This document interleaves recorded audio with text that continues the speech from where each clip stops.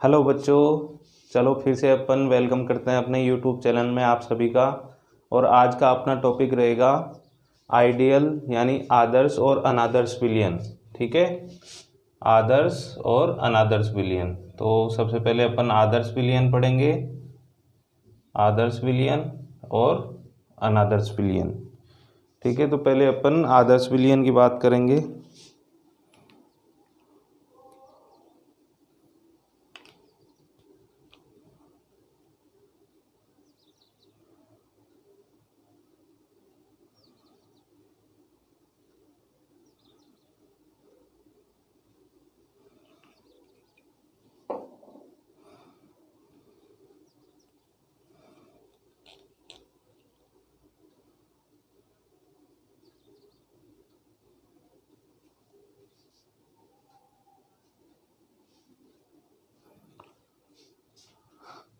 Hello बच्चों, चलो welcome करते हैं आपका अपने यूट्यूब चैनल में। और आज का अपना टॉपिक रहने वाला है आदर्श विलयन और अनादर्श विलयन। ध्यान से देखना है, मैं आपको सारी चीज़ें क्लियर करूंगा। और ये बहुत इंपॉर्टेंट टॉपिक है अपने 12th क्लास, नीट, IIT वगैरह के लिए। ठीक है, तो ध्यान से आपको पढ़ना है। तो सबसे पहले अपन बात करेंगे आदर्श विलयन की, उसके बाद में अनादर्श विलयन की। तो सबसे पहले मैं आपको बता देता हूँ कि आदर्श विलयन क्या होता है। देखो, अपन ने राउल्ट्स लॉ पढ़ा था, राउले का नियम पढ़ा था। तो देखो यहाँ पे जो है, जो विलियन राउले के नियम का पालन करता है क्या कहलाता है? आदर्श विलयन कहलाता है। जो विलयन राउले के नियम का पालन करता है वो आदर्श विलयन कहलाता है। ठीक है, अब इसकी ऐसी क्या कंडीशन होती है, क्या शर्तें होती है कि उसको अपन आदर्श विलयन कहते हैं। तो देखो, इसकी एक कंडीशन तो ये है कि जब विलेय तथा विलायक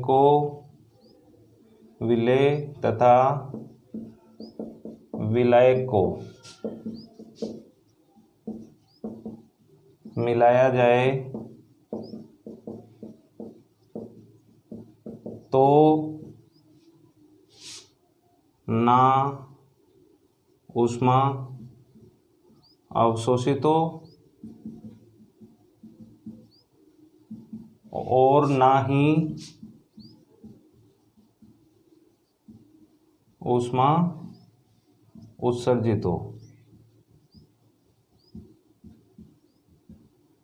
ऊष्मा में कोई परिवर्तन नहीं होना चाहिए। सीधा सीधा इसका मतलब ये है कि जो विलेय और विलायक है उनकी जो पहले मिलाने से पहले जो ऊष्मा थी वो की वही ऊष्मा क्या होनी चाहिए अपनी विलयन बनाने के बाद में।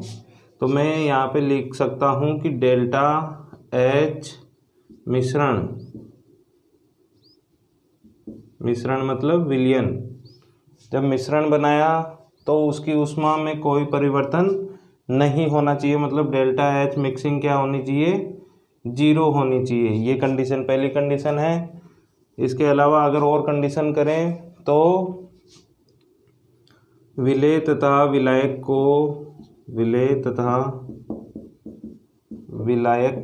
को मिलाने पर उनके आयतन में कोई परिवर्तन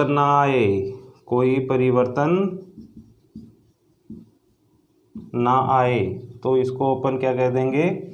आदर्श विलयन। तो यहाँ पर वॉल्यूम मतलब कि अपना V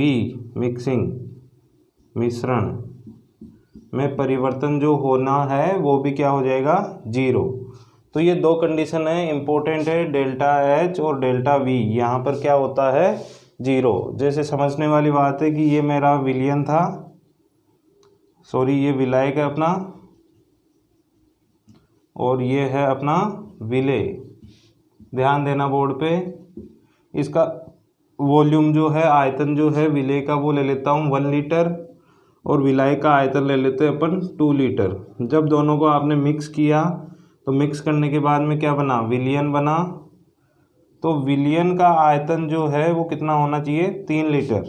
ठीक है, तो अब देखो विलयन का आयतन तो कितना? 3 लीटर, और विलेय और विलायक का जोड़ेंगे तो वो भी कितना? 3 लीटर। तो दोनों का अंतर कितना हो जाएगा? 0। तो ये कंडीशन मैंने यहाँ पे लिख दी है, ठीक है। इसके अलावा इसके कुछ उदाहरण हैं, तो यहाँ पे आपको ध्यान रखना है कि देखो, जैसे मैं यहाँ पे जो लिख रहा हूँ उदाहरण, वो आपको ध्यान रखने हैं। जैसे मैंने बोला एन हेक्सेन में मैंने क्या मिला दिया, एन हेक्सेन में मैंने मिलाया एन हेप्टेन, ठीक है। तो ये एल्केन में एल्केन मिला दिया। ऐसे ही अगर मान लो मैं कि CCl4 में अगर मिला दूँ SiCl4, या फिर मैं मिला देता हूँ मेथेनॉल में एथेनॉल, तो ये देखो एक समान जैसे दिख रहे हैं कि एल्कोहल में alcohol, CCl4 SiCl4, n hexane में एन हेप्टेन। तो ये आपको उदाहरण याद रखने हैं। और जो विलयन क्या करता है, राउले के नियम का पालन करता है, वही क्या कहलाता है, आदर्श विलयन कहलाता है, ठीक है। यहाँ तक क्लियर है कहानी। तो चलो आगे बढ़ते हैं अब अनादर्श विलयन में। अच्छा, एक चीज़ और देखनी है कि यहाँ पे ऐसा क्या होता है कि ये चेंजेस नहीं आ रहे हैं, तो इसको थोड़ा सा माइंड में रखना कि ये चेंज क्यों नहीं आ रहा है। इसके लिए मैं जब अपने अगले टॉपिक्स में बात करूँगा तो वहाँ पे अपन बात करेंगे एबनॉर्मल मोलर मास की, तो वहाँ पे ये क्लियर हो जाएगा, ठीक है। चलो वेरी गुड। ये आदर्श विलयन की बात हो गई। और आदर्श विलयन में जो है कि ग्राफ जो बनता है वो राउले के नियम का ग्राफ बन जाता है, क्लियर है। चलो अब बात करेंगे अपन अनादर्श विलयन की। अनादर्श विलयन तो ये क्या चीज़ है कि जो राउले के नियम का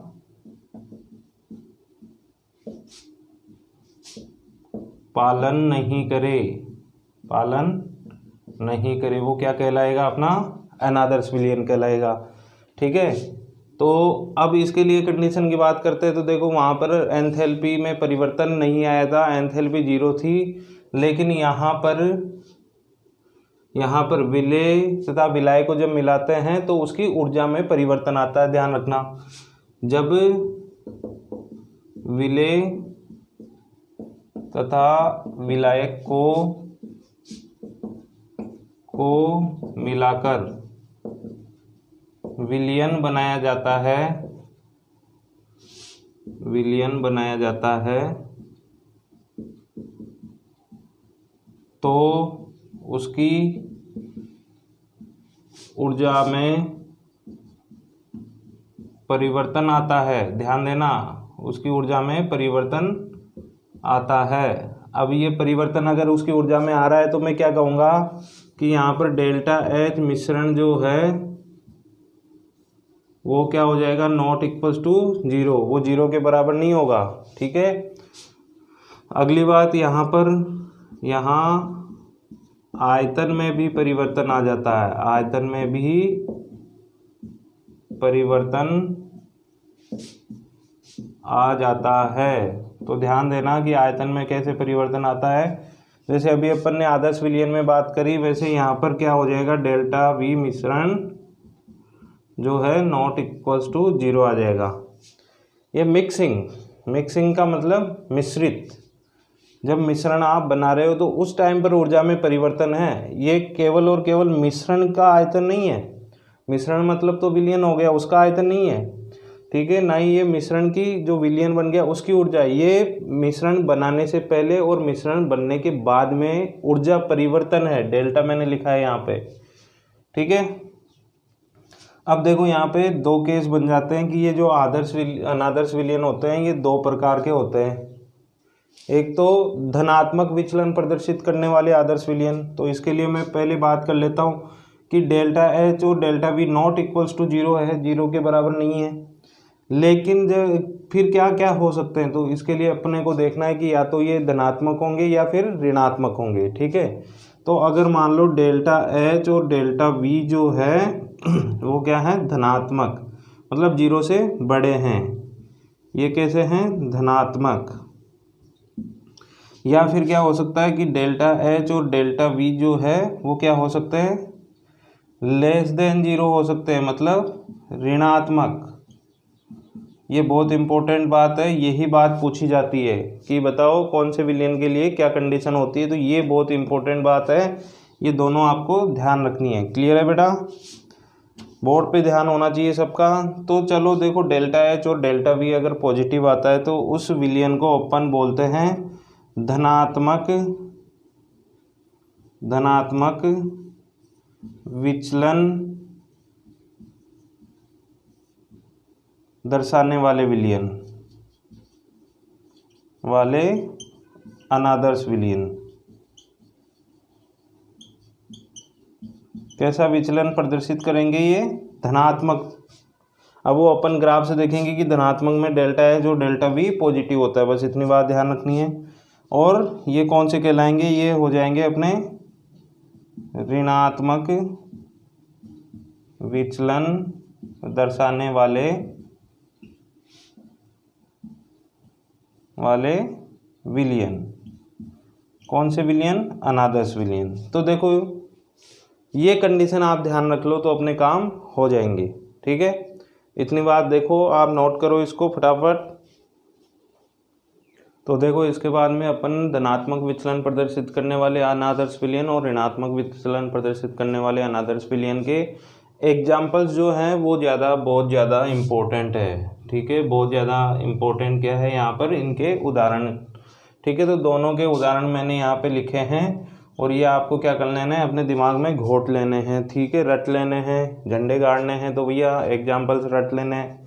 ठीक है ना, अगर झंडे गाड़ने हैं तो एग्जाम्पल रट लो, मैंने बोल दिया आ जाएगा एग्जाम में। ठीक है, अब देखो यहाँ पे पहले मैं बात करता हूँ धनात्मक वाले। तो मेथेनॉल और वाटर, जल। मेथेनॉल में अगर CCl4 मिला दे तो भी वो क्या? धनात्मक विचलन वाला। एथेनॉल और जल मिल जाए, एसीटोन और एथेनॉल मिल जाए, एसीटोन और कार्बन डाइसल्फाइड गैस मिल जाए, तो ये फिक्स एग्जाम्पल है, ये आपको दिमाग में बिठा देने हैं कैसे भी करके। और ये यहाँ पर मैंने लिखे हैं ऋणात्मक विचलन वाले। तो क्लोरोफॉर्म में अगर एसीटोन मिला दे तो क्या बन जाता है? ऋणात्मक विचलन प्रदर्शित करने वाला। ठीक है, ये बात ध्यान रखनी है। ऐसे अगर क्लोरोफॉर्म बेंजीन, ठीक है, एसीटोन और एनिलीन, ठीक है, याद रहेगा। जल HCl, chloroform acetone, acetone aniline और क्लोरोफॉर्म बेंजीन। तो ये क्या है? ऋणात्मक विचलन प्रदर्शित करने वाले विलियन। अब देखो इनका ग्राफ देखें कि सर जो आदर्श विलियन का ग्राफ था और अनादर्श विलियन का, तो क्या डिफरेंस यहाँ पे है। तो देखो ये वाले ग्राफ मैंने जो बनाए थे वो बनाए थे आदर्श विलियन के। याद होगा ये कौन से वाले ग्राफ थे? आदर्श विलियन के। ठीक है, ये सॉल्यूशन विलियन का बन गया था। अब यहाँ पर धनात्मक विचलन वाले कैसे बनेंगे?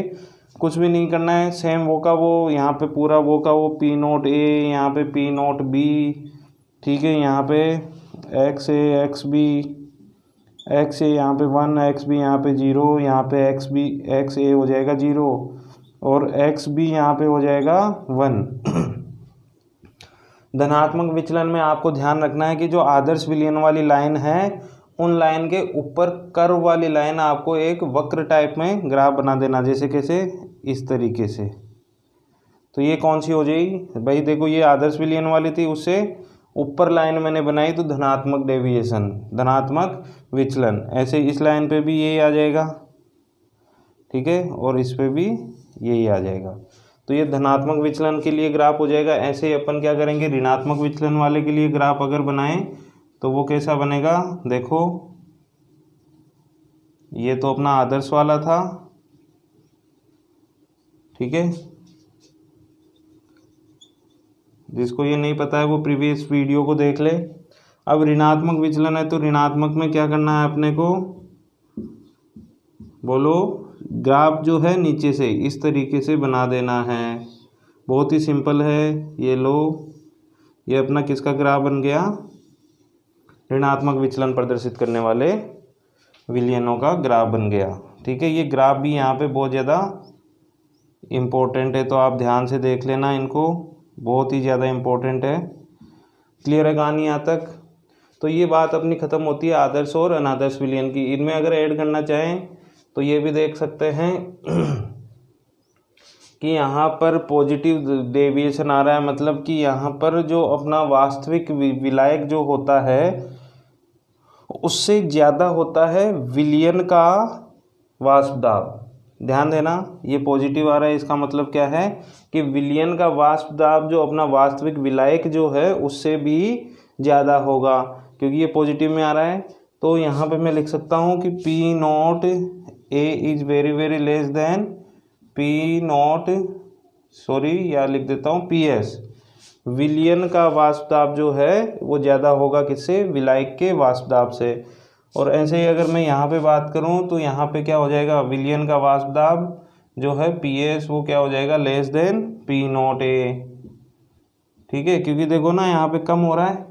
तो ये कहानी आपको ध्यान रखनी है, और यहाँ पर अपना आदर्श और अनादर्श विलयन होता है ख़त्म। ठीक है, ये उदाहरण जो मैंने यहाँ पे लिखे हैं इनको बहुत ज़्यादा इम्पोर्टेंट है। क्यों? क्योंकि आगे चलकर जब अपन स्थिर क्वांथी मिश्रण पढ़ेंगे तो वहाँ पे मिनिमम और मैक्सिमम बॉइलिंग एजियोट्रोप्स जो है क्वाथी मिश्रण है वो होंगे। तो सिर्फ वहाँ पे ये एग्जाम्पल आपके काम आने वाले हैं। ठीक है, तो यहाँ पे भी यूज हो जाएंगे और वहाँ पे भी यूज हो जाएंगे, इसलिए मैं इनको बहुत ज़्यादा इंपॉर्टेंट बोल रहा हूँ। और डायरेक्टली वो आपसे पूछ सकता है कि नेगेटिव डेविएशन वाले का ग्राफ बना के उदाहरण दो, तो आपको ये बहुत ज़्यादा इंपॉर्टेंट है, ध्यान रखना है। ठीक है बच्चों, चलो नेक्स्ट वीडियो में अपन बात करते हैं स्थिर क्वाथी मिश्रण की। तो अब अपन बात कर लेते हैं स्थिर क्वाथी मिश्रण। अगला टॉपिक अपना जो है वो है स्थिर क्वाथी मिश्रण। वेरी गुड, स्थिर क्वाथी मिश्रण। ठीक है, इनको बोलते हैं एजियोट्रोपिक मिक्सर।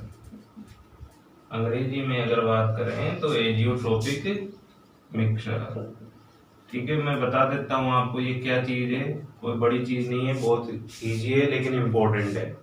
ठीक है, देखो बच्चों, बोर्ड के एग्जाम में अगर आप 1, 2, 4 नंबर कहीं पे करते हैं, कोई बच्चा फुल प्रिपरेशन कर रहा है तो वो ऐसी जगह पे करते हैं जो बहुत इजी होती है लेकिन डेप्थ की बात होती है। तो जैसे कि स्थिर क्वाथी मिश्रण 1, 2, 4 लाइन की बात है लेकिन बहुत इंपॉर्टेंट बात है। तो सबसे पहले ये देखना है कि स्थिर क्वाथी मिश्रण होते क्या हैं।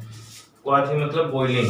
ठीक है, जहां पर कोई टेम्परेचर, जहां पर कोई लिक्विड जो है वो क्या करता है, बॉयल होता है, उबलता है। तो देखो मैंने क्या किया, यहां पर कोई विलायक है। ठीक है, इसमें मैंने विलय मिला दिया, तो ये क्या बन जाएगा, अपना विलयन बन जाएगा। अब ये विलयन बनने के बाद में क्या होना है ये देखना है अपने को।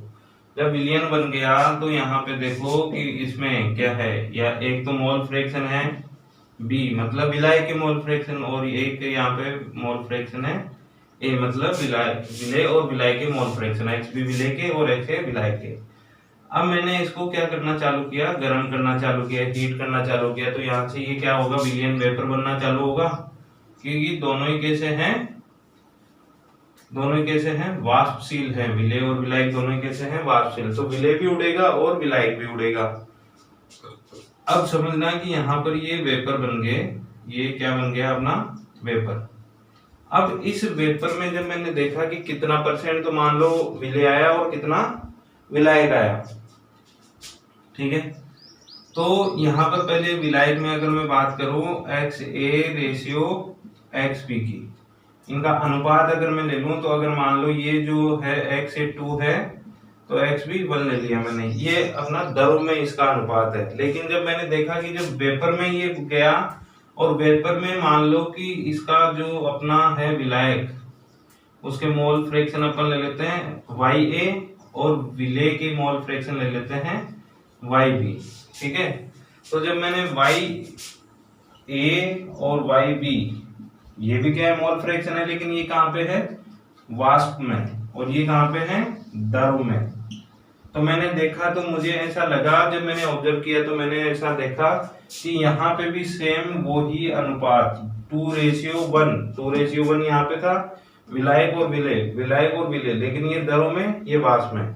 ठीक है, तो भी वही अनुपात आ रहा था। तो इसका मतलब क्या हुआ कि जिस रेशियो में विलय उबला है उसी अनुपात में विलायक भी उबला है। ठीक है, तभी तो इनका जो है कंपोजिशन मतलब रेशियो जो अनुपात है वो नहीं बदला।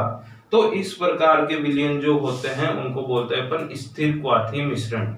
और इनकी एक सबसे बड़ी बात यह है कि ये एक स्थिर कांस्टेंट बॉइलिंग पॉइंट पे ही, कांस्टेंट क्वथनांक पे ही, स्थिर क्वथनांक पे ही उबलते हैं, स्थिर क्वथनांक पे उबलते हैं। ध्यान रखना, स्थिर क्वथनांक पर उबलते हैं, इस वजह से इनको क्या बोल देते हैं, स्थिर क्वाथी मिश्रण। और जब स्थिर क्वथनांक पर उबलते हैं तो क्या होता है कि सर इनका द्रव तथा वाष्प दोनों ही अवस्थाओं में जो इनका अनुपात है वो क्या रहता है, विलेय और विलेय का अनुपात क्या रहता है, निश्चित रहता है। तो ये होता है स्थिर क्वाथी मिश्रण। तो ये बात समझ में आ गई होगी। अब मैं इसको लिख के बता देता हूं आपको, ठीक है, जैसे कि आप अपने नोट्स बना सकें। तो मैं लिख देता हूं कि जब किसी विलयन को उबाला जाए,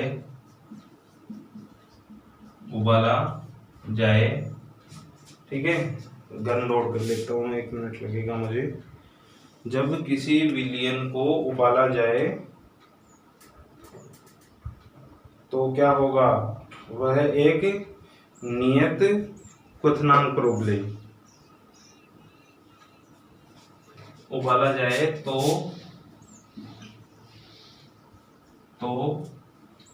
वह एक नियत मतलब स्थिर क्वथनांक पर उबले तथा वाष्प व द्रव अवस्था में विलेय तथा विलायक का अनुपात निश्चित रहे। ये बात ध्यान रखनी है, निश्चित रहे तो उसे क्या कहेंगे, स्थिर क्वाथी मिश्रण कहेंगे। ठीक, तो यहाँ पे वो डायग्राम बना सकते हैं अपन, यहाँ पे x है और x भी, और जब ये वाष्प बन गया तो यहाँ पे ले लेते हैं YA और YB। ठीक, तो देखो XA इक्वल्स टू तो हो जाएगा YA और ये हो जाएगा XB इक्वल्स टू YB। अभी मैंने समझाया था, ये वाष्प के लिए और ये द्रव अवस्था के लिए। तो इस प्रकार के मिश्रण को अपन क्या बोल देते हैं, स्थिर क्वाथी मिश्रण बोलते हैं। अब ये स्थिर क्वाथी मिश्रण भी 2 प्रकार का होता है, एक तो निम्न क्वाथी मिश्रण और एक होता है उच्च क्वाथी मिश्रण। एक होता है अपना, पहले उच्च की बात कर लेते हैं, उच्च क्वाथी मिश्रण। तो देखो ये क्या चीज होती है,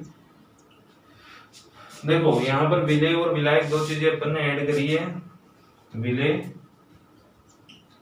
और दूसरा क्या है अपना विलायक। ध्यान से देखो बोर्ड पे, सब समझ में आएगा। तो विलेय जो है उसका मान लो कि बॉइलिंग पॉइंट क्वथनांक जो है वो 90 है और विलायक का जो है 100 है।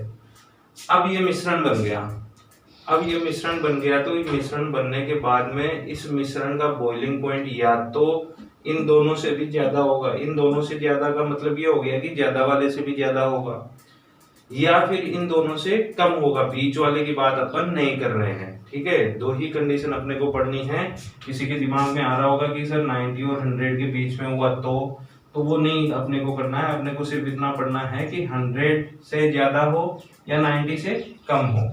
तो देखो उच्च क्वाथी मिश्रण का मतलब होता है कि अगर मान लो बॉइलिंग पॉइंट जो है इस विलयन का वो ज्यादा क्वथनांक वाले घटक से भी ज्यादा हो जाए, ठीक है। तो मैं यहाँ पे लिख देता हूं, विलयन का क्वथनांक यदि ज्यादा क्वथनांक वाले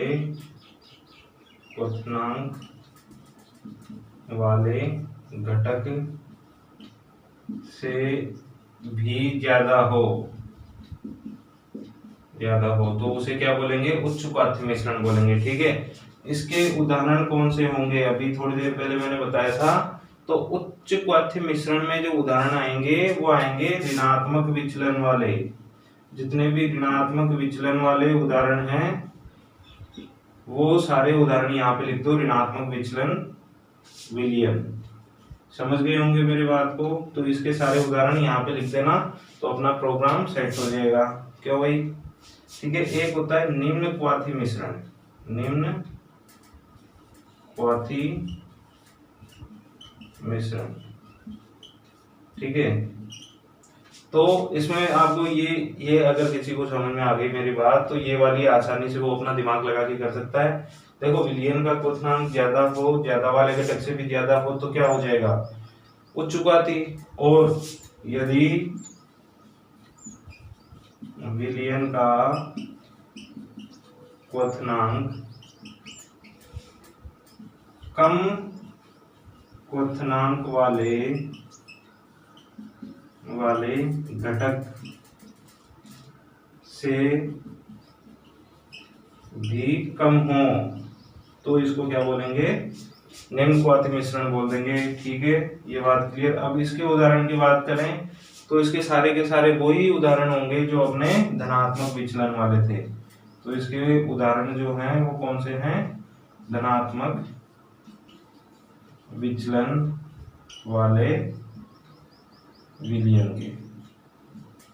ठीक है प्यारे बच्चों, तो ये बात आपको रट लेनी है। ठीक है, विचलन वाले जो अपने उदाहरण थे वो सारे के सारे उदाहरण जो है वहां के लिए भी इम्पोर्टेंट है और यहाँ के लिए भी इम्पोर्टेंट है।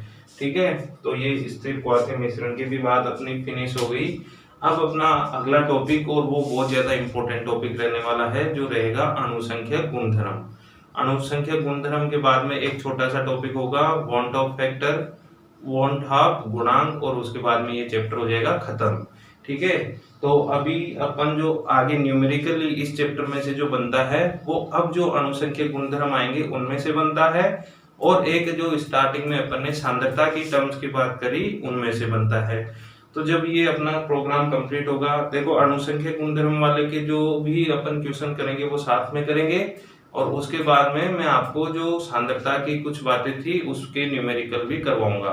तो जो भी वीडियो आप देख रहे हो उसको पूरा देखें, स्किप नहीं करना है। अगर स्किप कर दोगे तो बेटा बात समझ में बिल्कुल भी नहीं आएगी। ठीक है, तो ओके, क्लियर है सब यहाँ तक?